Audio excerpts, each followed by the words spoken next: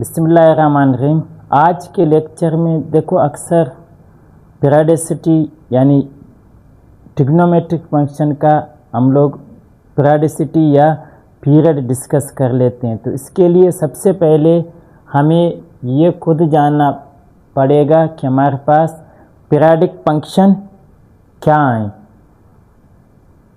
देखो a function f is periodic if is a positive number p such that देखो एक positive number p इस तरह हो किसी फंक्शन में कि वो देखो रिपीट हो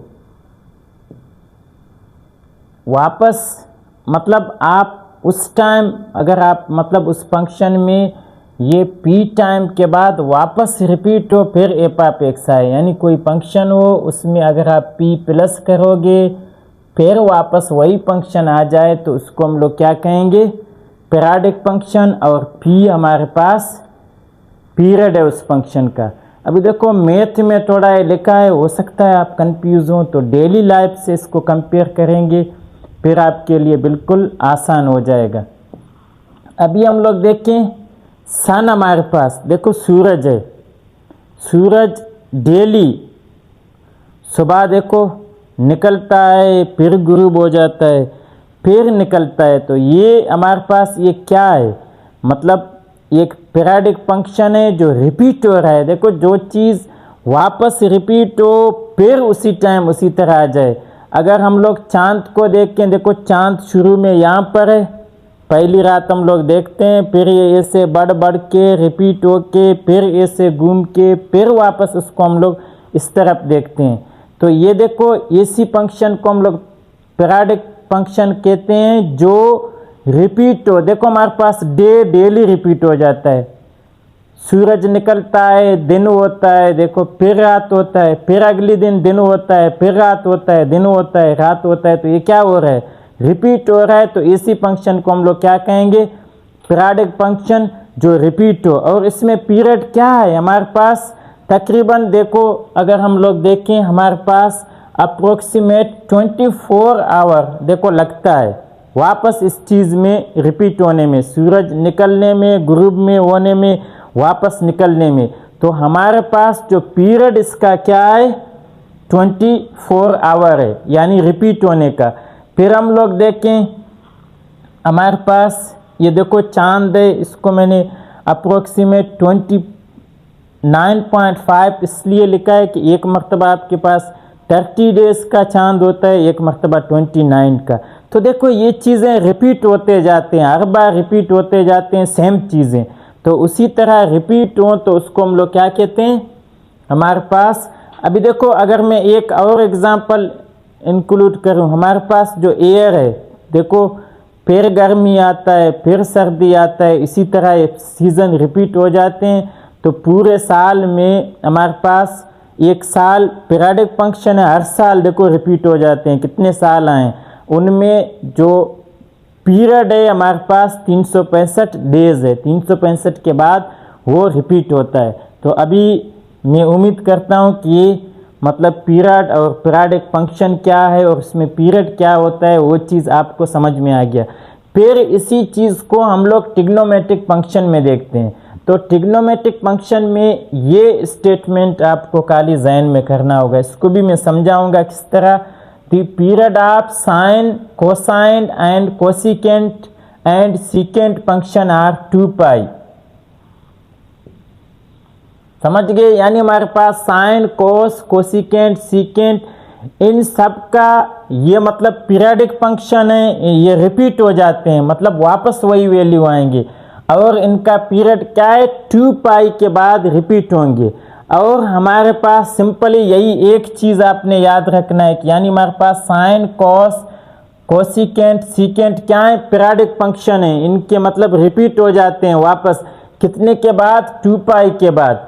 और हमारे पास while the period of tangent and cotangent function is pi, tangent और कोटेंजेंट फंक्शन का हमारे पास पीरियड क्या है पाई है, वो पाई के बाद वापस वही वैल्यू आएंगे। अभी देखो अगर मैं देखूं साइन थीटा का, देखो साइन 0 पे 0 है, फिर देखो ये पॉजिटिव 1 हो जाएगा। फिर ये देखो 1 से वहाँ जिस तरह हमने पढ़ा है, अगर ये वैल्यू आपको चाहिए, मेरा इस मतलब साइन का कहाँ पे क्या वैल्यू आता है, एक कंप्लीट लेक्चर है, वो डिस्क्रिप्शन में आपको दे दूंगा। ये देखो 0 से लेकर पाई तक, ये देखो यहाँ 1 हुआ, फिर देखो 1 से 0 हुआ, फिर हमारे पास माइनस में यही वैल्यू देखो माइनस में आएंगे, फिर अभी देखो ये 0 से लेकर 360 पे आया, वापस वही वैल्यू। अगर 60 से फिर 720 पे यानी 2 पाई पे, जितने 2 पाई पे हम लोग जाएंगे वापस वही वैल्यू आएंगे, यानी 2 पाई पे वही वैल्यू होगा साइन का, 4 पाई पे वही होगा, 6 पाई पे, जितने पाई पे आप देखोगे, अगर मेरे पास साइन का पाई पे वही वैल्यू है, मतलब 2 पाई के बाद आप जितनी मर्तबा रिपीट करोगे आपके पास वापस वही वैल्यू आएगा 2 पाई के बाद। इसी तरह कॉस में देखो, यहाँ हमने देखा 0 था, 1 हो गया, फिर देखो ये प्लस है, सारे प्लस हैं, फिर ये प्लस से माइनस में कन्वर्ट हो गया, यहाँ -1 आया, फिर जाकर यहाँ माइनस खत्म हो गया, फिर प्लस में आया। ये देखो इसी तरह हमारे पास प्लस में आए, 0 आए, फिर -1 है, फिर ये सारे माइनस हैं, फिर यहाँ 0 से जाकर फिर इधर 1 आएगा। कोस भी इसी तरह, मतलब 0 पे उसके वही वैल्यू हैं, चाहे आप 2 पाई करोगे, चाहे 4 पाई करोगे, चाहे 6 पाई करोगे। तो इसमें खाली आपने ये समझना है कि साइन के कॉस के वैल्यू 2 पाई पे रिपीट होते जाएंगे। तो आपसे कोई पूछे, ये मतलब पीरियोडिक फंक्शन के एग्जाम ट्रिग्नोमेट्रिक में हमारे पास जितने भी रेशो हैं सब पीरियोडिक हैं, और इसमें इन 4 का sine cos cosecant and secant का पीरियड हमारे पास क्या है, 2 पाई है। 2 पाई के बाद वो रिपीट होते हैं। और 10 का देखो हम लोग यहाँ देखें 0 होगा, फिर 45 पे मतलब हमारे पास 1 होगा, फिर यहाँ आ जाकर -1 होगा। देखो यहाँ से माइनस, फिर मतलब प्लस में वही वैल्यू आए, फिर माइनस में आए, फिर इधर 0 हुआ, फिर देखो 0 से माइनस प्लस। देखो अगर आप यहाँ से एक चक्कर लगाओगे या यहाँ से देख लोगे तो आपके पास ये वैल्यू देखो इसमें रिपीट हो रहे हैं, प्लस माइनस, फिर प्लस वाले रिपीट हो रहे हैं, फिर माइनस वाले। तो आप इसमें यानी 10 में और कोट थीटा में आपके पास वैल्यू कहाँ रिपीट होंगे, पाई में आएगा वही वैल्यू, 2 पाई में, 3 पाई में, 4 पाई में, 5 पाई में। तो इसमें आपके पास पीरियड क्या है, पाई है। तो आपने सिंपली 2 चीज़ आपके जहन में हो, यानी साइन कोसाइन कोसिकेंट सीकेंट में ये पीरियोडिक फंक्शन है, इनका पीरियड 2 पाई है और इनका पीरियड क्या है, पाई है। अभी देखो वहाँ सिंपली जिस तरह हमने ये चीज़ें मैंने आपको कहा याद कर लो, फिर आप देखो सिंपली ये चीज़ें अगर आपके जहन में हो, ये एक्सरसाइज आप बिल्कुल इजीली हल करोगे। तो हमारे पास फर्स्ट पार्ट है साइन 3x।